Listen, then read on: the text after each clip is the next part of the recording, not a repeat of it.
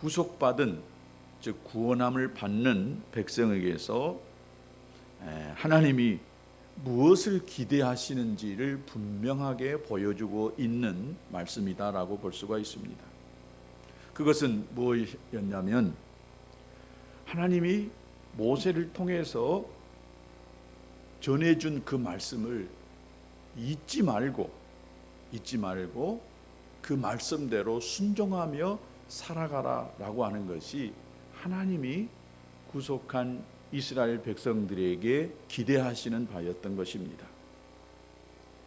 하나님께서는 아브라함을 통하여 한 민족을 이루겠다라고 하시는 그 약속을 애굽의 이 종살이하는 가운데에 이스라엘 민족이 큰 나라 백성이 되게 하셨습니다. 그러나 그들이 거기서 계속 살아가는 것은 하나님의 뜻이 아니었습니다. 하나님이 아브라함에게 약속하신 그 땅은 어디였냐면 애굽의 고센 땅이 아니라 가나안의 땅이었습니다. 그래서 그 가나안 땅으로 돌아와야만 합니다. 그런데 애굽에서 400년 동안 이스라엘 백성들은 거기서 처음에는 편하게 요셉의 이 형제들이라 잘 먹고 자랐습니다. 그러나 나중에 요셉을 알지 못하는 왕이 나타나가지고 이 유대 민족을, 이스라엘 사람들을 이 고역을 시키기 시작했습니다. 일하는 것이 너무 힘들었어요. 살기가 너무 힘들었습니다. 그래서 하나님께 막 부르짖습니다. 하나님, 우리 좀 제발 살려주십시오. 제발 우리를 이 고역의 삶에서 좀 건져내 주십시오 라고 부르짖을 때에 하나님께서 준비하신 한 사람, 바로 모세를 하나님이 통하여서 이스라엘 백성들을 애굽의 그 강대국의 왕의 이 손아귀에서 건져내 주십니다. 건져내서 하나님이 가나안이라고 하는 그 약속한 땅으로 이스라엘 백성을 인도해 가시기를 원하셨던 것입니다. 이제 가나안이 눈앞에 보이는 이 약속의 땅이 내려다 보이는 비스가 산꼭대기에서 모세가 그 가나안 땅을 바라보면서 이제 마지막 모세의 설교를 하고 있는 것을 봅니다. 하나님이 모세 80세에 이스라엘의 지도자로 세워서 건져내 주셨는데 지금 이 모세가 나이 120세가 됐습니다. 오늘 지금 우리 현 시대의 나이하고 비교할 수는 없지만은 이제 인생의 거의 마지막에 이르렀다라고 볼 수가 있습니다. 모세가 지금 가나안 땅을 바라보고 있습니다. 그러나 모세는 그렇게 갈망하고 원했던, 지금 바라보고 있었던 그 약속의 땅 가나안을 들어갈 수가 없었습니다. 왜요? 하나님의 말씀에 불순종했기 때문에 모세는 가나안 땅에 들어갈 수가 없었습니다. 지금 모세가 이끌고 있는 이스라엘 백성들은 애굽에서 나왔던 1세대의 사람들이 아닙니다. 1세대는 다 광야에서 하나님이 어쩌면 다 죽여버렸습니다. 그리고 새로운 세대가 이제 가나안 땅에 들어가야 될 백성들입니다. 이 백성들은 다 가나안 땅에 여호수아와 갈렙과 함께 들어가지만은, 그러나 이스라엘을 여기까지 인도해 왔던 모세는 들어갈 수가 없었습니다. 하나님의 명령에 불순종했기 때문에 반석에서 물을 내라 이렇게 명하라고, 반석을 명해서 물을 내라고 하나님이 분명하게 말씀했는데 이스라엘 백성들이 물이 없다고 하나님을 원망하고 지도자인 모세를 원망하다 보니까 모세가 그냥 화가 일어났어요. 혈기가 나왔어요. 그래서 하나님은 분명히 반석을 향하여 명령해서 그 반석에서 물이 나오도록 했는데 그만 모세가 화가 나가지고 가지고 있던 지팡이로 반석을 2번 내리쳐버렸습니다. 그럼에도 불구하고 반석에서 물이 솟아나서 목말라한 갈증에 차 있었던 이스라엘 백성들에게 이 물이 공급되기 시작했습니다. 그러나 이것이 모세가 가나안 땅에 들어가지 못한 결정적인 원인이 되어져 버렸습니다. 분명 하나님은 반석을 명령해서 물을 내라고 했는데 그만 모세가 화가 치밀어 올라가지고 혈기가 나와가지고 반석을 쳐버리는 것, 이것은 하나님이 보실 때는 대단히 큰 잘못이었습니다. 특별히 지도자에게는 혈기 부려서는 안 됩니다. 화를 내 가지고는 절대 하나님의 의를 이룰 수가 없었습니다. 지도자인 모세, 이 모세는 그 말 그대로 온유한 사람이었습니다. 그러나 너무 화났는지 그만 그 하나님의 말씀대로 행하지 아니하고 또 전에 들었던 하나님의 말씀을 그냥 그걸로 그냥 그대로 받아들여 버렸는지는 모르겠습니다. 처음에 이스라엘 백성들이 목말라 할 때에 그때 하나님께서 반석을 치라 그랬습니다. 처음에는. 그러니까 반석을 치니까 그 반석에서 물이 솟아났던 것입니다. 이번에도 똑같이 분명 하나님이 반석을 명해서 물을 내라고 했는데 그만 전에 했던 그 말씀을 생각나가지고 그 말씀을 정확하게 이해하지도 또 그것을 정확하게 실천하려고 하지도 않고 그냥 자기 생각대로 반석을 내리쳐버려가지고 그것이 하나님 보실 때에는 합당치 않아가지고 결국 그것으로 인하여서 모세는 가나안 땅에 들어갈 수가 없었던 것입니다. 여러분, 우리가 한 번의 실수, 한 번의 이 죄가 우리 인생을 좌우하고 결정해버리는 때가 있습니다. 딱 한 번 잘못했는데 그 내 모든 것들을 다 무너뜨려 버릴 수 있는 그런 실수가 되고 죄가 되어버릴 수가 있습니다. 내 생각이나 습관이 앞서가지고 하나님의 이 말씀을 잘못 이해하고 또 내가 원하는, 내가 생각하는 대로 그 말씀을 해석하고 그대로 살아가 버리려고 한다면 여러분, 엄청난 실수가 모세처럼 우리에게도 일어날 수 있다는 것입니다. 하나님의 뜻을 행할 때는 신중해야 됩니다. 하나님이 뭐라고 말씀하셨는지 분명하게 듣고 행해야 됩니다. 그렇지 않으면은 이 모세와 같이 그렇게 가고 싶어 했던 가나안 땅을 들어가지 못하는 일들이 저와 여러분 속에 일어날 수가 있다는 것입니다. 이제 하나님께서는 모세를 하늘로 데려가기 전에 모세에게 딱 한 가지 일이 더 남아 있다라고 말씀합니다. 그것은 이제 이스라엘 그 조상들에게 약속해 주셨던 그 가나안 땅에 들어가서, 약속의 땅에 들어가서 어떻게 살아가야 되느냐를 모세가 한 번 더 이스라엘 백성들에게 이 설교하는 것이었습니다. 이것이 모세가 이 땅에서 생명을 가지고 마지막 해야 될 너무나 중요한 일이었습니다.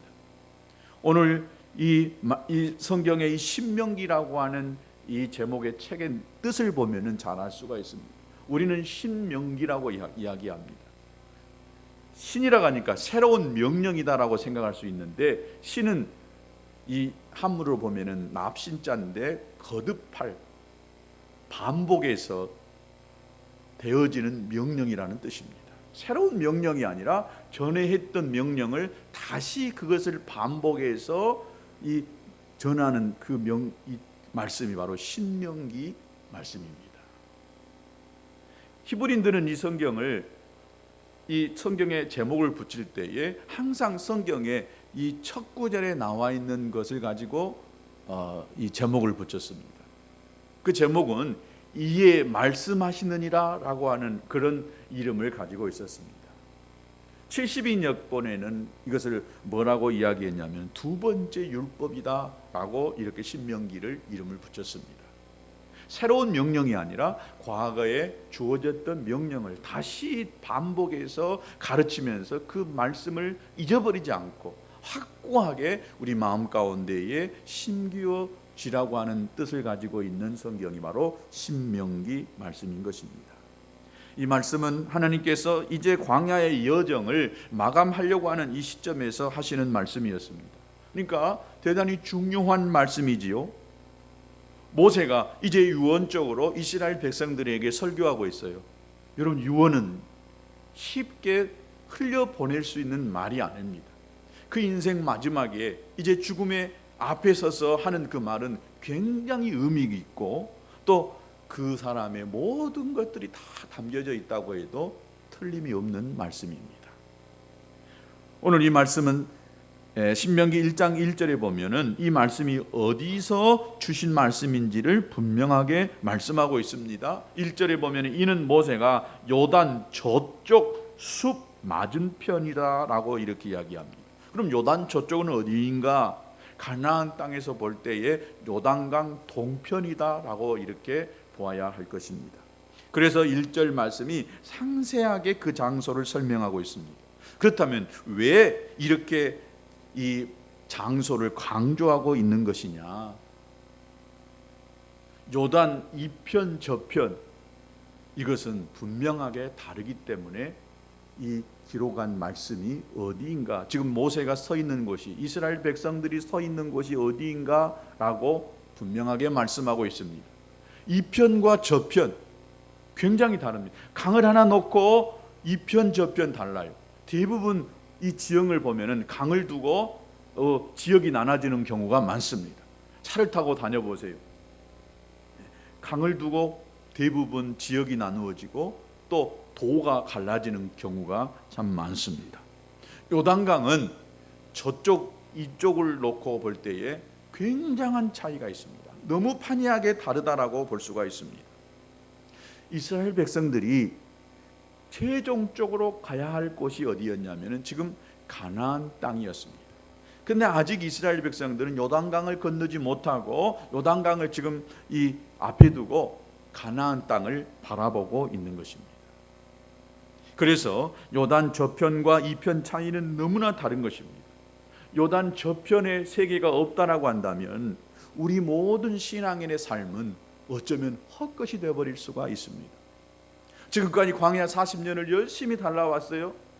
그런데 요단강을 두고 저 건너편에 가기가 참 힘들다라고 그만 여기서 주저앉아 버린다고 한다면 애굽에서 어렵게 나와가지고 광야 40년 생활하는 것이 다 불거품이 될 수가 있습니다. 끝까지 최종 목적하는 그곳까지 가는 것이 너무나 중요한 것입니다. 우리 인생의 신앙생활도 마찬가지입니다. 우리 신앙생활에서도 신앙생활 처음 시작해가지고 믿음 생활을 잘 해온다고 해왔어요. 끝까지 잘해야 됩니다. 하다가 멈추고 중간에 포기해버린다라고 한다면 우리가 가야 할 최종 목적지 천국에 다다를 수가 없게 된다는 것입니다. 우리가 이 세상 사람들과 달리 신앙의 길을 걷고 있다는 것은 요단 저편의 세계가 있기 때문에 이 신앙생활을 하고 있는 것입니다. 여러분, 우리가 하고 있는 이 신앙생활이요 결코 만만치 않은 생활입니다. 신앙생활이 여러분 황금길을 가는 것이 아니에요. 신앙생활은 십자가의 길을 가는 것입니다. 그러면 누가 신앙생활을 하느냐? 누가 이 십자가의 길을 가려고 하느냐? 그러니까 내 힘으로는 못 가는 것입니다. 하나님이 은혜 주셔야 이 십자가의 길, 사명의 길, 믿음의 길을 갈 수가 있는 것입니다. 우리는 세상 사람들이 하는 것 다 하고 살지를 않지 않습니까? 쉬고 싶을 때 쉬지 아니하고, 내가 먹고 싶은 거 다 먹지 않고, 하고 싶은 거 다 하지 않고 절제하며, 또 얼마든지 내 삶을 정말 이 철저하게 계획 속에서 하나님 앞에서 믿음으로 또 11조도 드리고 헌교도 하고 헌신도 하고, 남은 누워서 잘 시간에 우리는 깨어서 기도해야 되고, 남은 놀러 갈 시간에 우리는 하나님 앞에 나와서 예배하며 주님 앞에 우리의 삶을 내어 드리지 않습니까? 그러니까 이 신앙의 길은 좁은 길입니다. 십자가의 길입니다.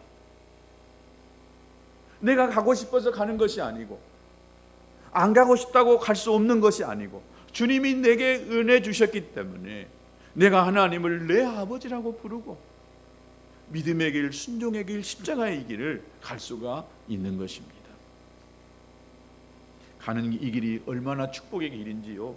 비록 힘들고 고달프고 고통스럽고 때로는 모든 걸 다 놔버리고 싶은 이런 길이지만은, 그러나 우리의 인생 저 건너편에 가나안 땅이 있듯이 우리의 인생 저 건너편에 우리가 장차 영원히 살 하나님의 나라 천국이 있기 때문에 우리는 결코 중간에 멈출 수도 없고 또 포기할 수도 없는 것입니다. 여러분, 우리에게 주님이 계신 천국이 있는 줄로 믿습니다. 우리가 장차 가야 될 그 천국을 바라보면서 저와 여러분은 한 발 한 발 내딛고 가고 있는 줄로 믿습니다. 그래서 하나님께서 이스라엘 백성들이 최종적으로 요단을 건너야 될 사람들이기 때문에 요단을 건너가야 될 사람들이 이제는 어떻게 신앙생활을 해야 될 것인가를 말씀하고 있습니다. 여러분이 신명기 말씀을 잘 습득하시게 되어지면은 요단 저편의 삶이 매우 수월해집니다. 그 삶이 영광스러운 삶이 될 것이고 하나님을 기쁘시게 드리는 은혜의 삶이 될 것입니다. 이 편의 사람인지 저편의 사람인지 우리 자신을 분명하게 볼 수 있게 되기를 주님의 이름으로 축복합니다. 두 번째, 이 말씀이 주어지는 때가 분명하게 나와지고 있는 것을 볼 수 있습니다. 오늘의 말씀은 장소와 더불어서 이 말씀이 주어진 때를 중요시하고 있는 것을 봅니다. 2절과 3절의 말씀을 보면은 호렙산에서 세일산을 지나 가데스 바냐에까지 10하루길이었더라. 마흔째 해 11째 달 그 달 첫째 날에 모세가 이스라엘 자손에게 여호와께서 그들을 위하여 자기에게 주신 명령을 다 알렸으라라고 이렇게 기록되어져 있습니다. 지금 광야 생활 40년째 되는 날 11월 그날 초 1일에 지금 모세가 설교하고 있다라고 말씀하고 있습니다. 40년 됐다는 거예요. 여러분, 40년 결코 짧은 세월이 아닙니다. 40년은 한 세대가 이렇게 이 마침표를 찍는 그 해가 바로 40년 된다라고 이야기합니다. 그래서 우리 인생도 보면은 40세까지는 또 저 나눠볼 수 있겠지만 소년 때, 청년 때가 있고 40이 넘어가면 그때부터 중년이라고 합니다. 80세까지, 요즘은 인생이 100세 그 이상이니까 적어도 40대부터 20년을 60년, 70년까지는 인생 중년입니다. 그러니까 40대까지 살아온 인생이 이제 40이 넘어가면 새로운 삶으로 이제 시작되어지는 거예요. 그리고 요즘은 인생은 80부터, 옛날에 60이었습니다. 지금은 80입니다. 다행히 우리 교회 이 권사님들은 70, 80이 안 됐으니까 인생 아직 시작 안 했어요. 3분의 1이 남았습니다. 3분의 1을 남았어요. 인생은 80이다. 다 같이 인생은 80부터다. 그러니까 80 안 됐으니까 우리는 시작도 아직 안 했어요. 마지막이 중요하기 때문에 그 말이 나온 것입니다. 결론을 어떻게 짓느냐가 지나온 모든 삶을 다 그 안에 담겨져 있으니까 마무리를 잘하는 것이 매우 필요합니다. 그래서 여러분, 가끔씩 여러분들의 인생에 이 마침표를 좀 찍는 것이 필요합니다. 오늘이 9월의 마지막 날이에요. 마침표를 딱 찍어야 또 내일 10월의 첫날이 시작되는 것입니다. 끝났는지 안 끝났는지, 날짜가 언제 가는지 모르는지. 그러니까 매달 첫날 새벽에는 월상 예배를 나와야 시작과 이 끝이 제대로 마무리되는 거예요. 월상 예배 나오면 이 한 달이 시작됐구나 하는 것을 정확하게 알 수가 있습니다. 안 나오신 분들은 끝났는지 시작되어졌는지 모르는 분들이에요. 내일 아침 월상 예배 꼭 나올 수 있게 되기를 주님의 이름으로 축복합니다. 월상 예배 드리는 성도들에게 하나님이 10월 달에 큰 보너스의 축복이 주어질지어다. 2배로 복을 받을지어다. 이래도 안 나온 사람들은 정말 문제가 있는 사람이겠지요. 지금 이스라엘 백성들은 이 광야에 지긋지긋한 이 방랑의 이 삶을 털어 버려야 될 시점입니다. 여러분, 이 광야는요, 한나절도 걸을 수 없는 그런 곳이에요. 성지순례를 가면은 광야를 체험하는 그런 시간이 있어요. 그래서 이 버스를 타고 가다가 다 내리라고 그럽니다. 그리고 걸어서 좀 오라고 그럽니다.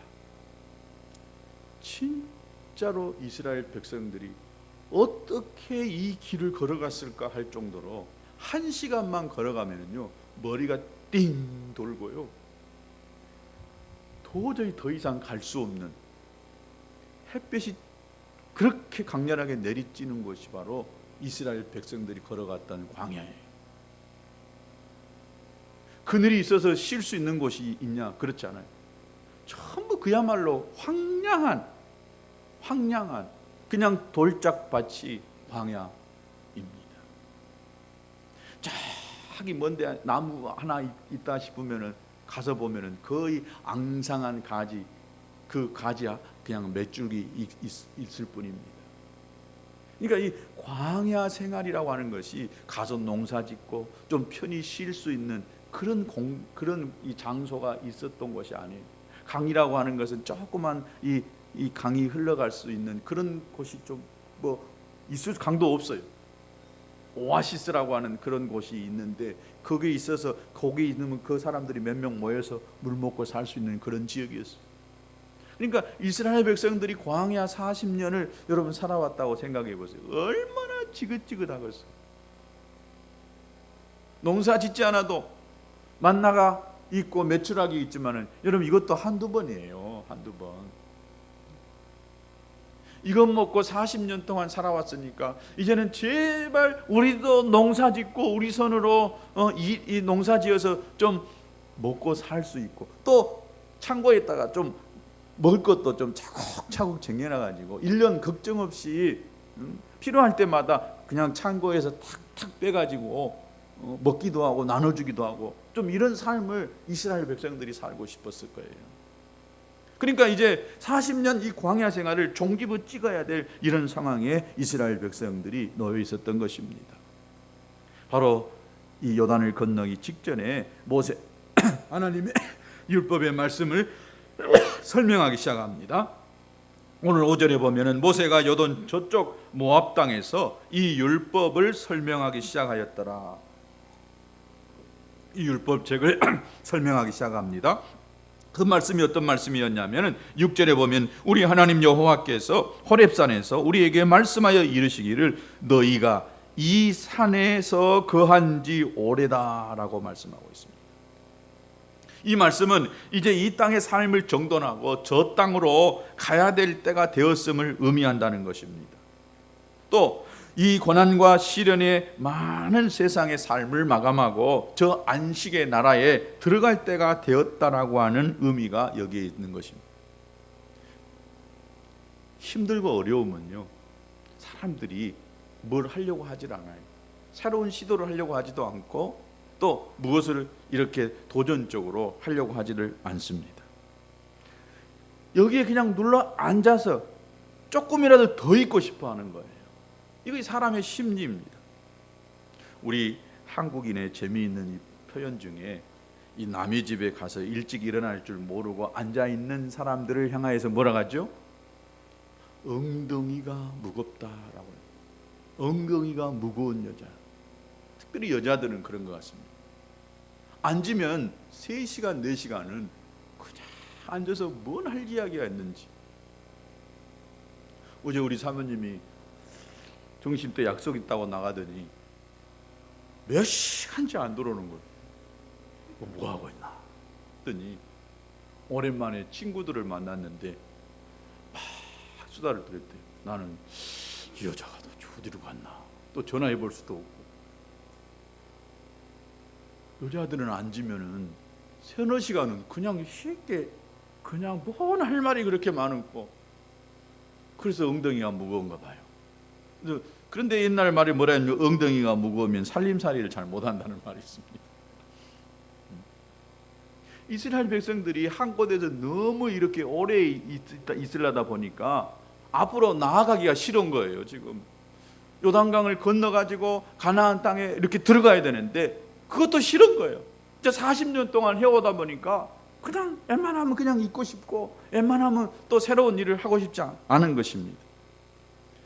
한자리에 장막을 치고 떠날 줄 모르는 이스라엘 백성들을 향하여서 일어나서 방향을 돌려 진행하라, 방향을 돌리라, 일어나라, 모세를 통해서 하나님이 말씀하고 있는 것입니다.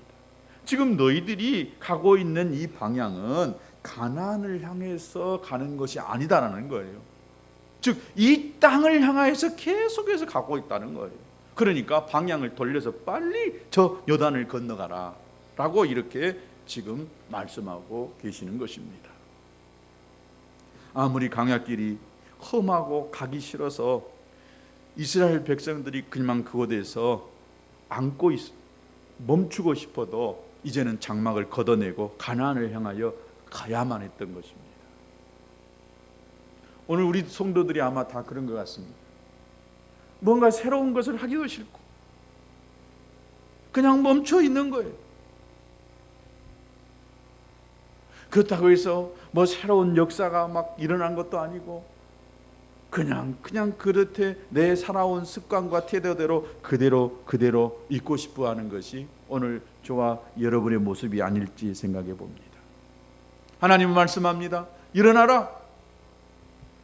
그리고 방향을 돌려 진행하라 라고 이렇게 말씀하고 있습니다. 여러분, 방향이 얼마나 중요합니까? 아무리 빨리 가더라도 방향이 잘못되면은 그 목적지에 도달해 봤을 때에 아무것도 이룬 것이 없고 또 그 길이 멸망의 길, 죽음의 길이 될 수도 있다는 것입니다.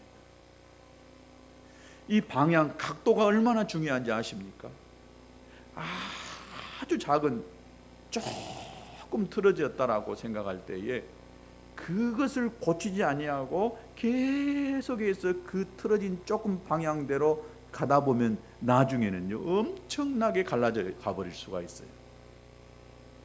그래서 이 방향을 정확하게 잡고 가는 것이 우리 인생길에서 너무 필요한 것입니다. 광야의 길에서 가나안으로 갈 수 있게 되기를 주님의 이름으로 축복합니다. 이제는 육신의 사람에서 영의 사람으로 변화될 수 있게 되기를 주님의 이름으로 축복합니다. 세상에 머물러 있는 것보다도 교회 안에 자꾸 나오기를 사모하는 저와 여러분 될 수 있게 되기를 주님의 이름으로 축복합니다. 사랑하는 성도 여러분, 이제 그만 방향을 돌릴 때가 되어지지 않았겠습니까? 약속의 땅 가나안의 길은 지금의 삶에서 방향을 돌리지 않으면 갈 수가 없어요. 너무 절박한 지금 상황에서 하나님께서 모세를 통해서 거듭해서 말씀을 전하고 있는 것입니다. 기회는 항상 내 앞에 머물러 있는 것이 아니에요. 하나님의 말씀이 항상 내게 들려지는 때가 있는 것이 아닙니다. 이제는 그 말씀이 내 귀에 들리지 아니하고 이제는 더 이상 일어서서 나아갈 수 있는 그런 기회에 맞춰도 잃어버리게 될 때도 있다는 것입니다. 여러분, 세상살이에서는 온갖 경쟁을 하면서 우리들은 하나님 나라 안에서는 경쟁을 하려고 하지도 않아요. 주님은 분명 말씀했습니다. 천국은 침노하는 자의 것이라고 그랬습니다. 다른 사람이 은혜 받을까 봐 내가 더 은혜를 사모하고 다른 사람보다 내가 더 하나님 나라에 가서 칭찬받았고 상급받아야 되겠다라고 하는 이런 열심을 가지고 우리가 살아야 되는데, 세상에서는 남보다 더 가지려고 하고 남보다 돈을 더 벌려고 하는 이런 욕심이 있음에도 불구하고 하나님 나라에서는 그런 욕심이 없어요. 여러분, 욕심을 가질 수 있게 되기를 축복합니다. 영적인 욕심, 믿음의 욕심을 가질 수 있게 되기를 주님의 이름으로 축복합니다. 그래야 하나님이 그 욕심만큼, 입을 벌린 만큼 하나님이 축복하십니다. 여러분의 인생을 그대로 그냥 끝내버리기를 원하십니까? 아직 80이 안 됐잖아요. 아직 인생 반도 안 시작했잖아요. 그러니 우리에게 하나님이 요구하시는 것이 무엇인지 알고, 하나님이 기뻐하시는 것이 무엇인지 알고 그것을 붙잡고 나갈 수 있게 되기를 축복합니다. 하나님, 내 인생 한번 꽃을 피워주십시오. 하나님, 나의 삶에, 우리 가정 안에, 우리 교회 안에 하나님 새로운 역사를 한번 일으켜 주시옵소서. 하나님이 살아계시지 않습니까? 그러려고 기도하면서, 그러려고 더 주님을 사모하고 더 주님 앞에 집중하면서 나아가는 저와 여러분 될 수 있게 되기를 축복합니다. 하나님께 기도하지 아니하고 하나님께 집중하지 아니한다면, 하나님 앞에 믿음으로 욕심을 가지고 기도하지 않으면 하나님이 역사하지 않습니다. 그냥 머물러 있고 거기에 오래 그 모습 그대로 가지고 있다가는 가나안에 이를 수가 없는 것입니다. 저는 우리 교회 모든 성도들이 다 가나안 땅에 들어가서 가나안의 축복을 누릴 수 있게 되기를 간절히 소망하고 있습니다. 하나님 제발 하나님 우리 성도들 가운데에 몇 가정이라도 하나님이 살아계시고 하나님이 놀랍게 축복하시는 이런 가정들이 좀 나오게 해주시옵소서. 기도할 때마다 하나님이 뭐라고 말씀하신지 아십니까? 너의 기도에 이르지 못한 자들이 너무 많구나. 너의 기도는 이만큼 와 있는데 그 기도에 이르지 못하고 있다는 거예요. 여러분이 하려고 하기만 한다면 하나님이 거기다가 기름을 부어 그 일이 막 일어나게 할 텐데 멈추어 있다는 거예요. 너무 오랜 모습으로 그대로 정체되어 있다는 것입니다.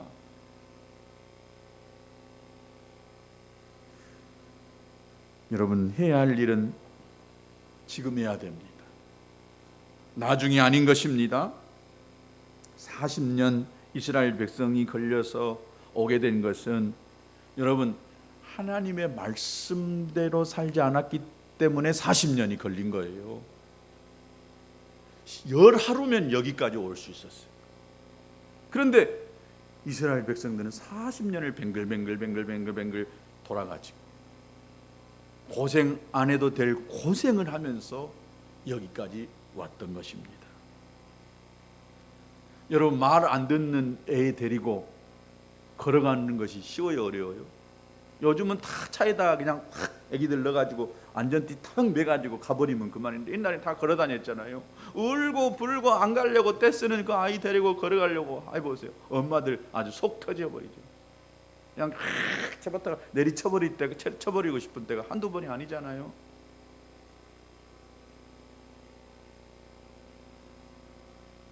우리 하나님께서도 너희가 여기에 거한 지 오래니 방향을 돌려 진행하라고 모세를 통해서 말씀하고 계시는 것입니다.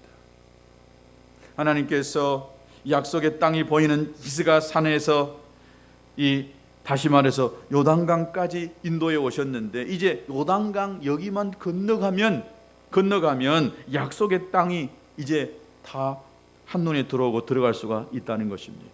이제 하나님께서 약속대로 가나안 땅을 너희에게 주었으니 들어가서 얻으라는 것입니다. 신명기 1장 8절에 보세요. 내가 너희의 조상 아브라함과 이삭과 야곱에게 맹세하여 그들과 그들의 후손에게 주리라 한 땅이 너희 앞에 있으니 들어가서 그 땅을 차지할지니라. 그 땅이 너희 앞에 있으니까 너희는 들어가서 차지하기만 하면 된다는 거예요. 너무 쉽죠? 그런데 이스라엘 백성들이 지금 40년을 광야 생활을 하다 보니까 타성에 젖어 있는 거예요. 그리고 들리는 소문에 의하면 요단강 저 건너편에 가나안에 살고 있는 그 사람들 아무도 없는 것이 아니라 가나안에 그 7 족속이 있는 거예요. 그들은 이스라엘 백성들과는 달리 철병거가 있고 철기 문화가 있었던 곳이고 잘 훈련된 군대가 있었고 그들의 키는 훨씬 더 장대한 사람들이 즐비하고 있었던 것입니다. 그러니 요단강을 건너가서 그 하나님이 약속한 땅을 차지한다는 것이 결코 쉬운 일이 아니었던 것입니다.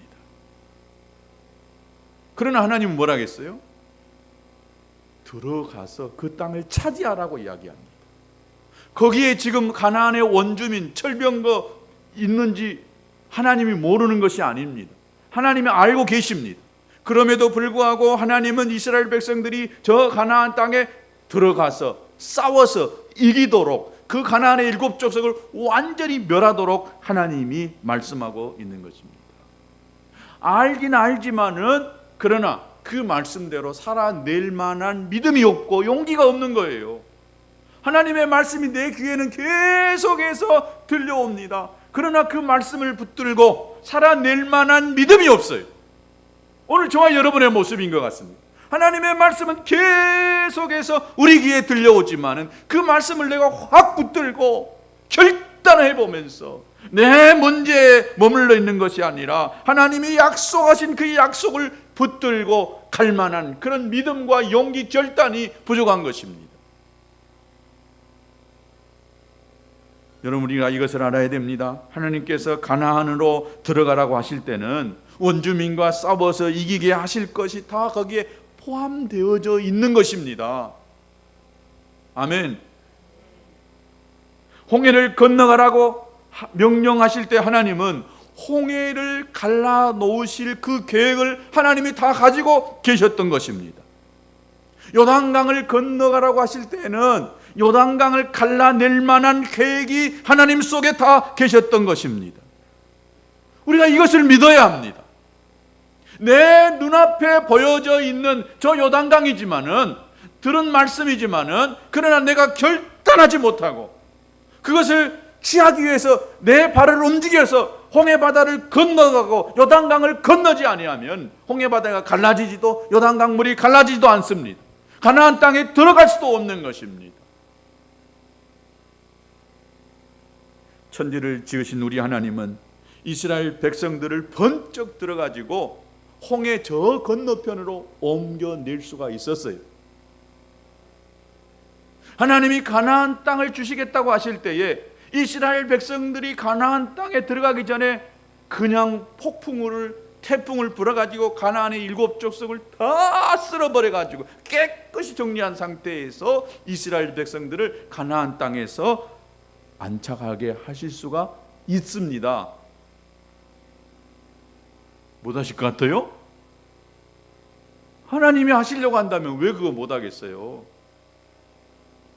하나님 한번 불어버리면 다 날아가 버리잖아요. 아무리 가나안의 7 족속이 강하다 할지라도 하나님이 그들을 쓸어버리면 한순간에 다 넘어가고 믿음으로 싸워야 할 문제를 남겨주심으로 믿음을